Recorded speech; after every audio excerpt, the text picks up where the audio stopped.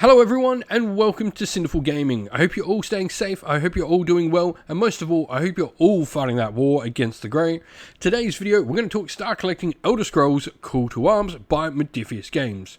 In this video, we're going to take a look at the Dawnguard Inn specifically, and take a look at the Dawnguard bundle, which contains a bunch of different box sets for the Dawnguard in the Chapter 3 expansion of the game. We'll take a look at each of these boxes in turn, talk about all the different miniatures we have in here and what they do on the tabletop, before also having a look at some of the other boxes we can bring and other characters we can bring into our Dawnguard force as well as some great options. And then finally finish off the video with a little sample armor list of 200 points, which is pretty much a standard size game for Elder Scrolls Call to Arms for you to use, hopefully as some inspiration for starting your own Dawnguard force in the game. Now, the Dawnguard bundle here is potentially up for a limited time. Sometimes these bundles stay, sometimes they go away, but you will be able to pick up all the different pieces of this bundle as you go along. Now, first of all, this does contain the Dawnguard core box, which gives us Ishran, the leader of the Dawnguard, an armored troll, and some other warriors. We then get the Vampire Hunters box set as well, which gives us some Dawnguard fighters. And lastly, the Stalwarts box will include a bunch of the other named Dawnguard characters. Also included within this particular set, we have a familiar model, which is an exclusive to this set at current, and the Chapter 3 card pack, which will contain all the different upgrades and card sheets that you need to play the Dawnguard in the game. Today's video is brought to you by Gap Games, a fantastic retailer in Australia for a variety of different miniature war games. If you'd like to help support the channel, we have an affiliate link where by clicking on and purchasing, you'll help support the channel, but you'll also help support Gap Games, which is a fantastic servant to the community. And so, before we move on to taking a look at the box sets, we're going to take a look at the Dawnguard's faction rules. Now, we have a special rule for the Dawnguard called Vampire Hunters, as you might expect. All Dawnguard models will add a green dice to their attacks versus vampires. This generally makes their attacks more accurate, and furthermore, Dawnguard models will also add one green dice to any morale check they are required to make if there are one or more enemy vampires in play. Now, we also have the Dawnguard Recruits ability, which is really cool for when we include hirelings in our force, as friendly hirelings in a Dawnguard party benefit from their own faction special rule as well as the Vampire Hunters. In addition, as an exception to the usual rules for hirelings, they can also use the party champion's wisdom for morale checks as if they were part of the same faction. This really enables you to bring in a ton of different fighters to your Dawnguard and have some extra abilities to play around with as well. Now, party composition wise, at least a quarter, 25% of the models in the party must be heroes, and up to 50% of the models in the party, or half the party, must be or may be hirelings.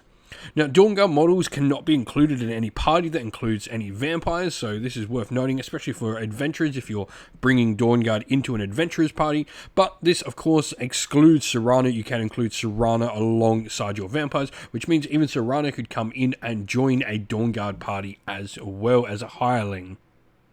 And so, our first box set is going to be the Dawnguard core set. Now, this contains Ishran, commander of the Dawnguard, a fantastic character to lead the force of Dawnguard.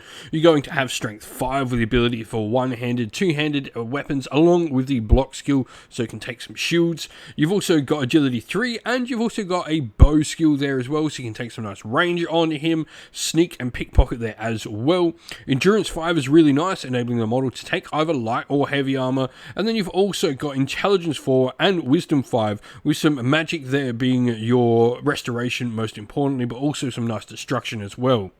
Now, he does have a few different perks. You've got Champion Stance, Custom Fit, Skull Crusher, and Well Fitted, which gives him a really good all-rounded combat focus. But you've also got keywords from Adrenaline Rush, which is obviously going to be his natural ability from being a Red Guard. And you've got Uncompromising Commander, which is his real special ability, where friendly Dawnguard faction models gain the Bodyguard Ishran keyword whilst they're within 3 inch. In addition, when Ishran performs a melee attack action versus a vampire, and there are any civilians within 3 inch, you can add a red dice to the attack, and when the attack is complete, you roll the skill die. On a crit dual failure, you can remove the nearest NPC token as a casualty and lose 1 VP though, so you will have the option for suffering a little bit, but Ishran can get some extra sort of power into his fighting. Now, he does have, a nice health of 5, he's got stamina 3, magic of 3, giving him a really solid all-round, but definitely heavily combat-focused profile. When he upgrades as well, he does gain some extra strength and extra endurance, along with an extra point of health and stamina, really allowing this model to go that much further in the fight. Now, next up, we then have 3 Dawnguard warriors who are all Dawnguard axemen. These provide you with some solid fighters, 2 wounds and 2 stamina each. They're going to provide you with a decent melee profile of green and red on their standard attack, along with a red defense dice there from having the keyword Dawnguard armor. Now, you've got Endurance 4, which is really good for a basic troop, especially at a cost of just 24 septims. Strength 3, Agility 3, they can only have their one-handed and block skills, but solid fighters nonetheless. Lastly, we have an Armored Troll within the box set. This is going to have Strength 6, which is just amazingly powerful, and green-red on the base damage. Now, you've got the special abilities as well, where you've got the Familiar and Terrifying rules, but it's Troll Strike as well. When an Armored Troll performs a power boost attack, it adds red instead of yellow to the attack, as it's, you know, a nice big punchy troll. Next up, we have the Dawnguard Vampire Hunter set, and this will provide you with some more followers for your force. Now, we have 6 models in this box set, and they will be split between 3 Dawnguard Vampire Hunters with Dawnguard Hammers, and 3 Dawnguard Scouts with Dawnguard Crossbows. Now, the Vampire Hunters with their hammers, first of all, are going to give you a nice green-red on the damage, but they're also going to have red and yellow on their armor rating for some really nice heavy armored troops. Strength 4 is really solid, along with 2 wounds and 2 stamina each. These guys can really start to pack a punch. The other option is the Dawnguard Scouts. In here, they're going to provide you with some ranged firepower. Dawnguard Crossbows are really nice. 12-inch range is the short range. This will give you a green, red, yellow, or a single red dice at a 24-inch long range. It's still pretty solid. They have the options for potentially gaining some piercing 2 and punishing on their ranged attacks are super nice. You've got agility 4 for some decent range power as well. You know, really solid for your fighters. 2 on the health and 2 on stamina as well. Allows them to, at long range, get some good aim shots in as well. And so lastly in the box set we have the Dawnguard Stool set. Now this contains a bunch of the additional named characters for the Dawnguard, starting with Durak the Dawnguard Ranger. A solid all-round fighter, one-handed block and archery there, along with light armor as well, giving you a solid light armor fighter.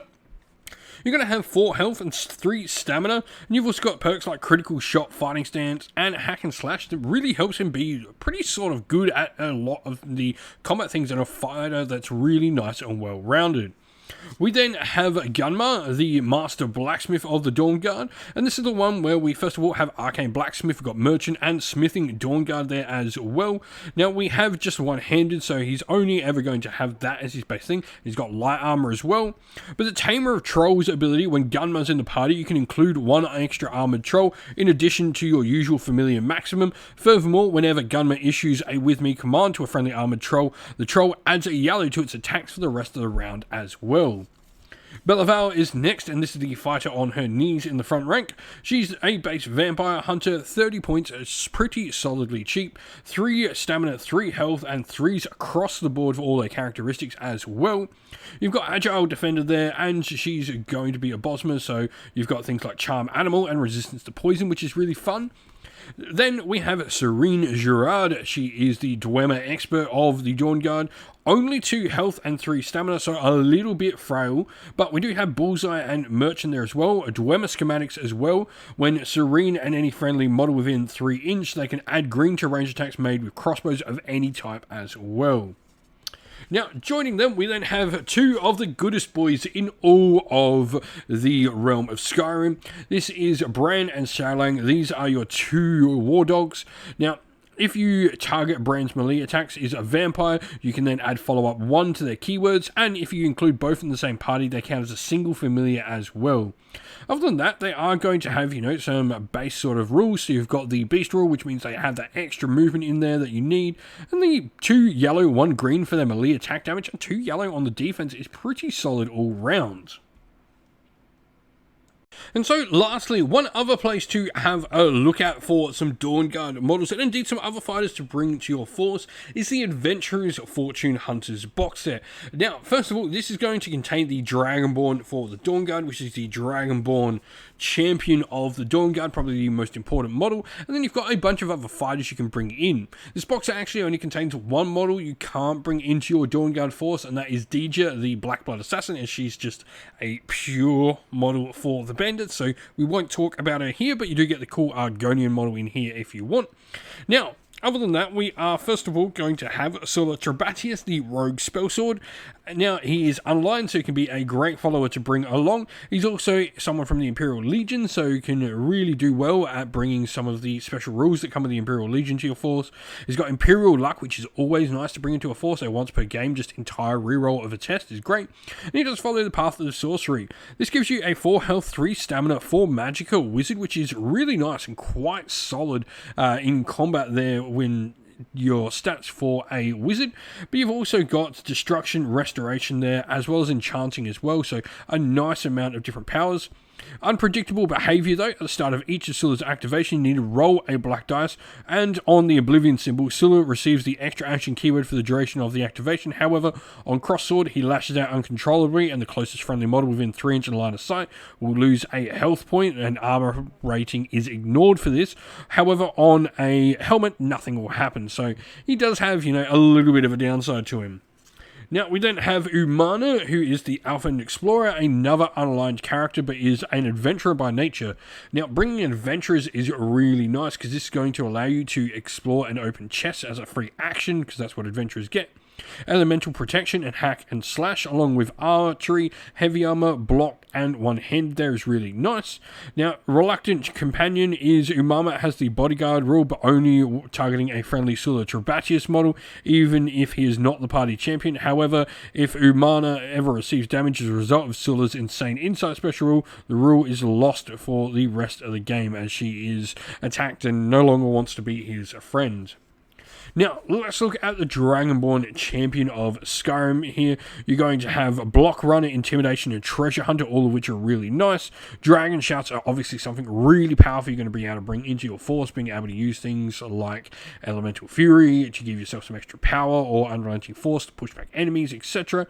Vampire Hunter as well allows you to just add a green to all attacks performed against vampires and members of the Clan Volkia faction.